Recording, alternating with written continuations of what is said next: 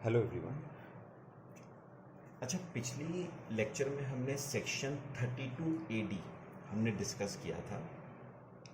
आज हम एक बहुत इम्पॉर्टेंट सेक्शन 35 डिस्कस करेंगे। देखना ये सेक्शन 35 डील किससे करता है। Expenditure on scientific research. ध्यान से सुनना।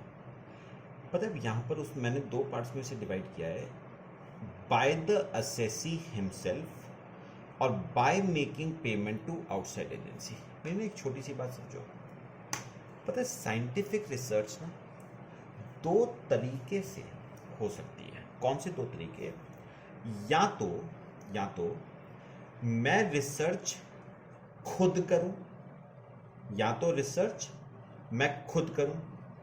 या मैं किसी बाहर वाले को पैसा देके रिसर्च करवाऊं। तो दो बातें हैं ना, या तो मैं रिसर्च खुद करूं या मैं बाहर वाले को पैसा देके रिसर्च करवाऊं।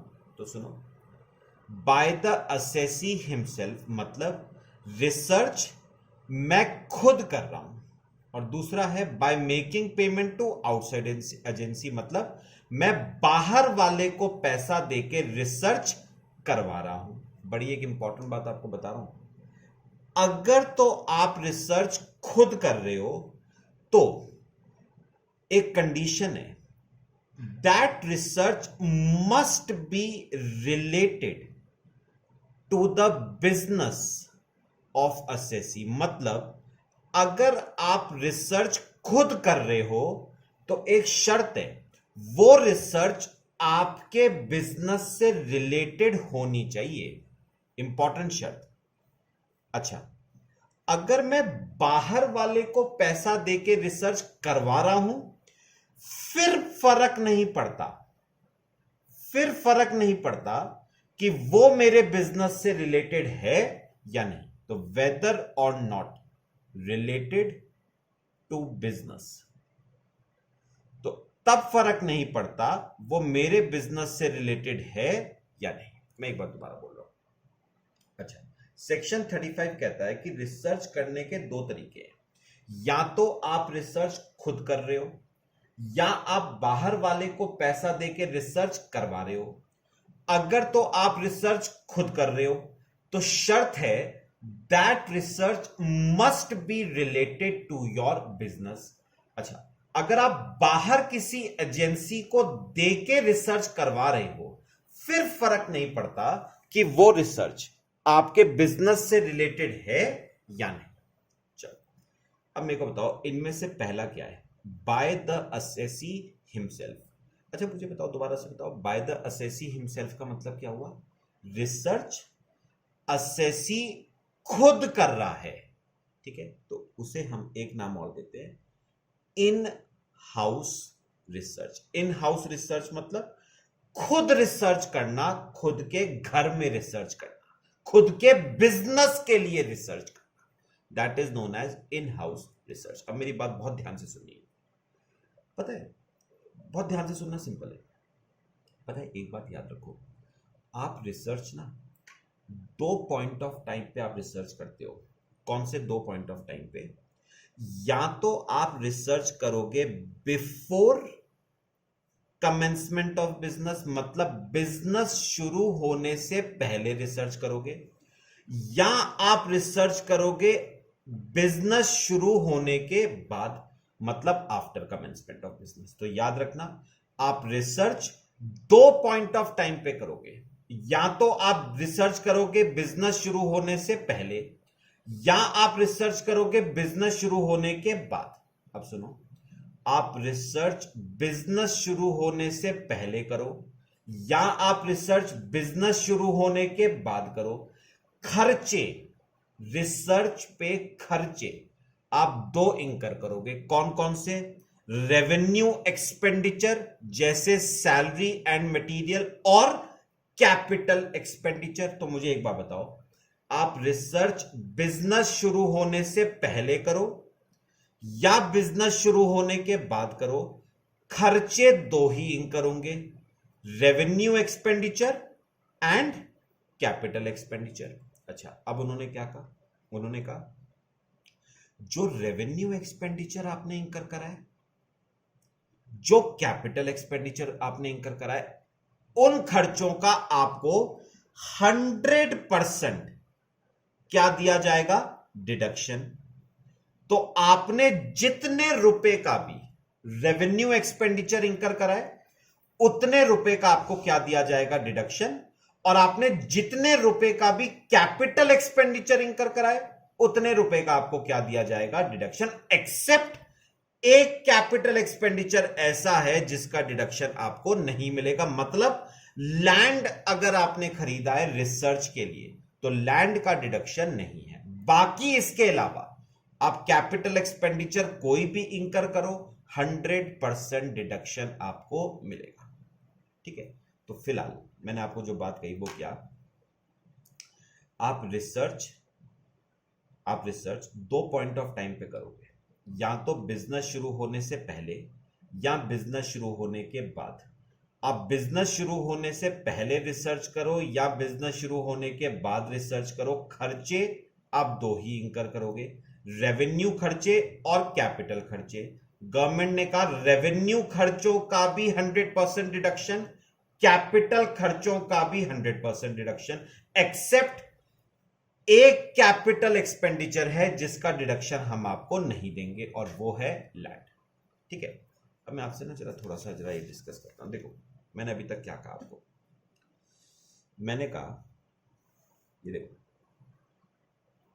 मैंने इस दिन मैंने बिजनेस शुरू करा, सपोज 1 अप्रैल 19 को मैंने बिजनेस शुरू करा। ठीक है, उन्होंने कहा आप रिसर्च बिजनेस शुरू होने से पहले भी कर सकते हो। ठीक है, आप रिसर्च बिजनेस शुरू होने के बाद भी कर सकते हो। ठीक है, फिर उसने कहा आप बिजनेस शुरू होने से पहले करोगे तो 2 खर्चे इंकर करोगे, रेवेन्यू एक्सपेंडिचर, कैपिटल एक्सपेंडिचर। अच्छा, बिजनेस शुरू होने के बाद रिसर्च करोगे तो भी 2 खर्चे इंकर करोगे, रेवेन्यू एक्सपेंडिचर, कैपिटल एक्सपेंडिचर। फिर उन्होंने कहा रेवेन्यू एक्सपेंडिचर का भी हम आपको 100% डिडक्शन देंगे, और कैपिटल एक्सपेंडिचर का भी हम आपको 100% डिडक्शन देंगे। सिमिलरली यहां पर भी रेवेन्यू खर्चे का भी 100% डिडक्शन, और कैपिटल एक्सपेंडिचर का भी 100% डिडक्शन। चलो, अच्छा अब मेरी बात जरा ध्यान से सुनना, सिवाय एक कैपिटल खर्चा है जिसका हम डिडक्शन आपको नहीं देंगे, और वो है लैंड। लैंड का हम आपको डिडक्शन नहीं देंगे। चलो, अब ना ध्यान से मेरी बात जरा सुनना, मैंने ना रिसर्च करनी शुरू करी थी, सपोज 2007-8 में, 2007-8 में 7-8 में मैंने क्या करनी शुरू करी थी? रिसर्च। किस चीज की रिसर्च? कौन सा बिजनेस शुरू करूं, ठीक है, कहां पर शुरू करूं, वगैरह वगैरह। ठीक है, अच्छा ये मैंने रिसर्च करनी शुरू करी थी 7-8 चला गया, 8-9 चला गया, 9-10 चला गया, 10-11, 11-12, 12-13 करते करते 19-20 में मैंने फाइनली वो बिजनेस क्या करा? शुरू। यानी it has taken me almost 12 years to commence my business.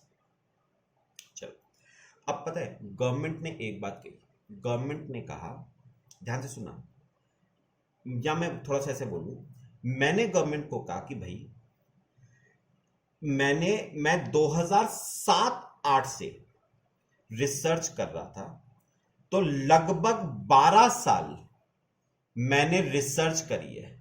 कितने साल रिसर्च करी है मैंने? 12 साल रिसर्च करी है। इस 12 साल में मैंने एक्सपेंडिचर्स इंकर करे हैं, मुझे उन एक्सपेंडिचर्स का क्या चाहिए? डिडक्शन चाहिए। गवर्नमेंट ने क्या कहा? गवर्नमेंट ने कहा भैया तुम्हें 12 साल के खर्चों का डिडक्शन नहीं मिलेगा। गवर्नमेंट कह रही है बिजनेस शुरू होने की डेट से मैक्सिमम पिछले 3 साल के खर्चों का आपको डिडक्शन मिलेगा।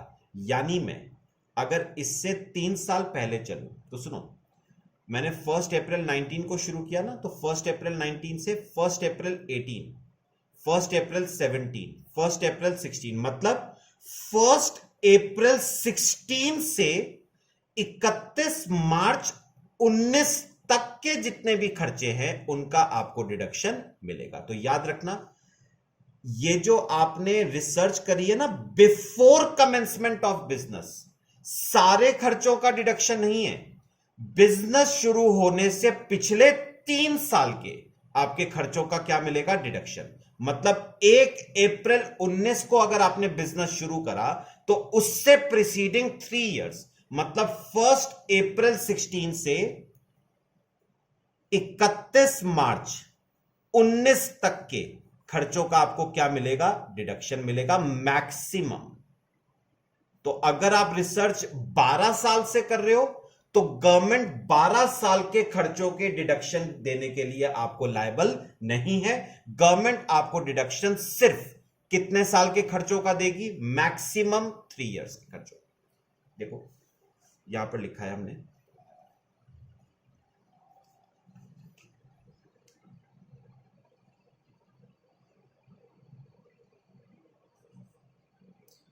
देखो इसने लिखा हुआ है revenue expenses of preceding 3 years from the date of commencement. मतलब जिस दिन बिजनेस शुरू हुआ उससे जस्ट प्रीसीडिंग 3 साल के खर्चों का आपको क्या देगी? डिडक्शन। सेम ऐसे capital expenditure of preceding 3 years from the date of commencement. तो याद रखना, अगर आप रिसर्च कमेंसमेंट की डेट से पिछले 12 साल से कर रहे हो तो गवर्नमेंट 12 साल के खर्चों का डिडक्शन देने के लिए आपको लायबल नहीं है। गवर्नमेंट आपको कमेंसमेंट की डेट से जस्ट पिछले 3 साल के खर्चों का डिडक्शन आपको देने के लिए क्या है? Liable maximum. अच्छा, अब मैंने एक बात और आपको और कही, ध्यान से सुना। मैंने आपको कहा कि जो खर्चे हमने बिजनेस शुरू होने से पहले करे, बीट रेवेन्यू बीट कैपिटल, उसका 100% डिडक्शन आपको मिलेगा। और जो खर्चे बिजनेस शुरू होने के बाद करें उन खर्चों का भी आपको 100% डिडक्शन मिलेगा, बीट रेवेन्यू बीट कैपिटल। ठीक है, तो अब ना एक सोचने वाली बात यह आती है कि जो खर्चे आपने बिजनेस शुरू होने से पहले करे उनका डिडक्शन कैसे मिलेगा? ये सुनना जरा, ये सुनना।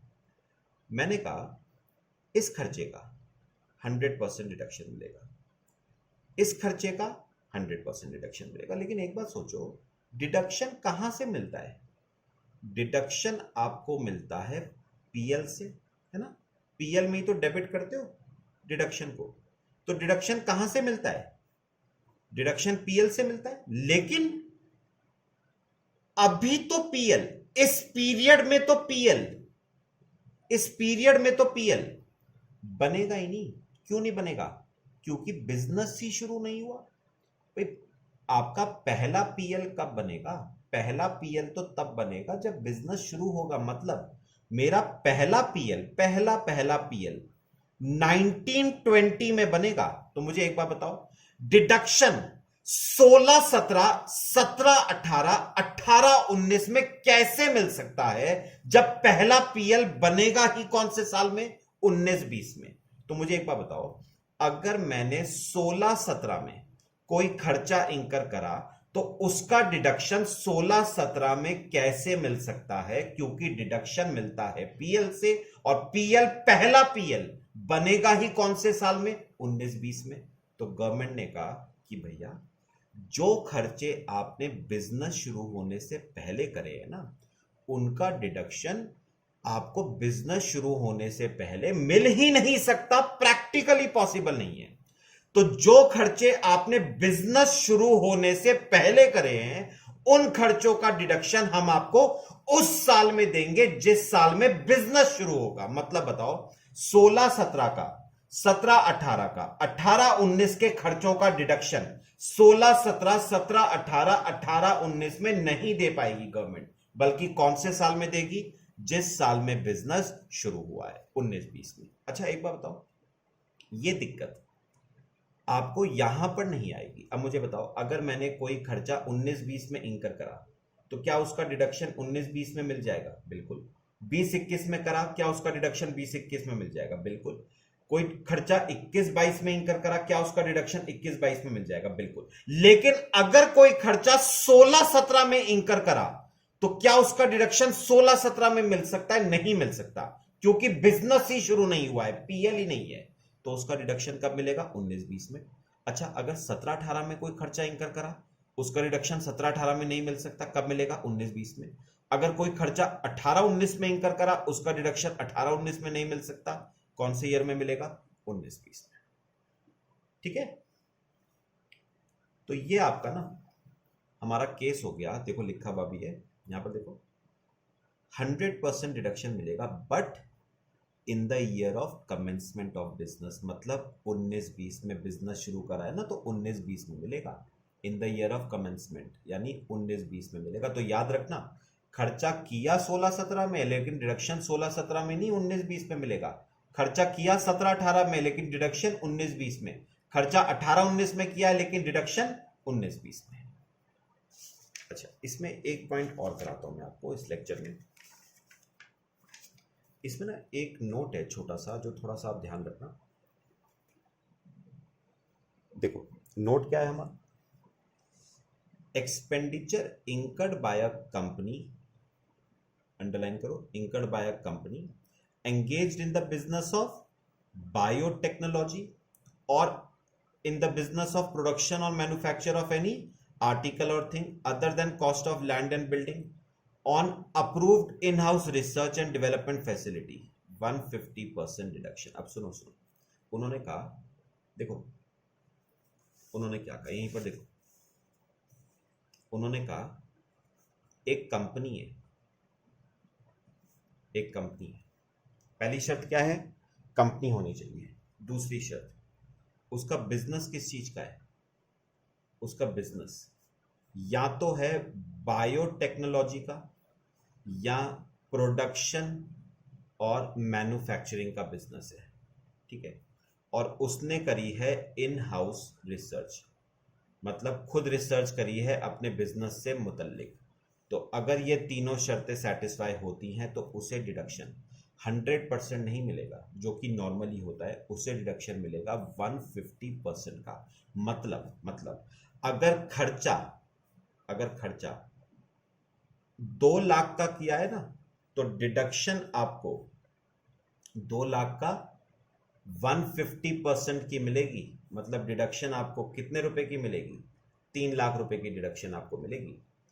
तो ये एक थोड़ा सा बात याद रखोगे कि ये ना उस रूल का एक्सेप्शन है। मुझे बताओ, नॉर्मली डिडक्शन कितने परसेंट का मिलता है? 100% का। लेकिन अगर कंपनी है जिसका बिजनेस बायोटेक्नोलॉजी का है या मैन्युफैक्चरिंग का है और जो इन हाउस रिसर्च कर रही है, उसको 100% की जगह कितने परसेंट का डिडक्शन मिलेगा? 150% का। तो आप इसे एक्सेप्शन भी कह सकते हो। नॉर्मली कितना डिडक्शन मिलता है? 100, लेकिन इस केस में आपको कितना मिल रहा है? 150%। ठीक है, चलो सेकंड पॉइंट मैं नेक्स्ट लेक्चर में डिस्कस करता हूं।